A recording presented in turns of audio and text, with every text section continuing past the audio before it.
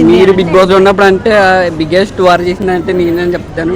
Thank you. Second week అది thank you so much. ఏదైతే ఉందో అచ్చా, దాని గురించి నేను మాట్లాడలేను కానీ బిగ్ బాస్లో నిజంగా ప్రేక్షకులకి ఇది చెప్పాలి.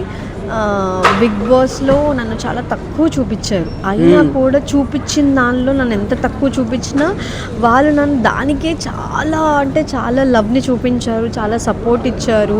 సో చూపించిన దానికి నాకు చాలా ఓట్స్ వేశారు.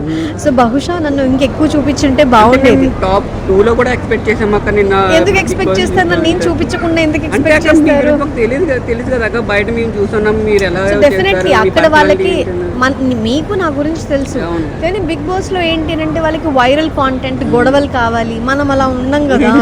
సో బిగ్ బాస్ లో అయితే అంటే నేను కూడా బిగ్ బాస్ లోకి వెళ్దాం అనుకున్నాను. వద్దు. బిగ్ బాస్ లో మంచోళ్ళకైతే బిగ్ బాస్ లో అంత మంచితనం అదంతా పనికిరాదు. మంచితనంగా ఉంటే సో మంచితనం కూడా యాక్టింగ్ అని అంటారు, స్మైల్ చేసి అది కూడా ఫేక్ స్మైల్ అంటారు. నాకు ఇంకా షాకింగ్. That's okay. ఇప్పుడు అంటే నలుగురికి 4 ఒపీనియన్లు ఉంటాయి, అందరికీ మనం నచ్చాలని రూల్ ఏం లేదు. చూసినా కూడా అలాంటి ట్యాగ్ ఇచ్చారంటే నాకు ఇంకా షాకింగ్. అలానే కదా, వాళ్ళు ఇచ్చిందే ట్యాగ్ అయిపోదు కదా. అక్కడ ఉండేది 15 మంది. ఆ 15 మందిలో ఎవరో ఒకరు దొరకాలి, ఎవరో ఒకరు ఫేక్ అని క్రియేట్ చేయాలి. సో వాళ్ళకి వాళ్ళే ఎనిమీస్ అవ్వాలి, వాళ్ళకి వాళ్ళే గొడవ పడాలి. సో బయట ప్రపంచానికి వాళ్ళు బ్యాడ్ అని ప్రూవ్ చేయాలి, వీళ్ళు గుడ్ అని ప్రూవ్ చేసుకోవాలి. సో ఏదున్నా అక్కడ జరిగేదంతా ఏంటి అని అంటే ఒక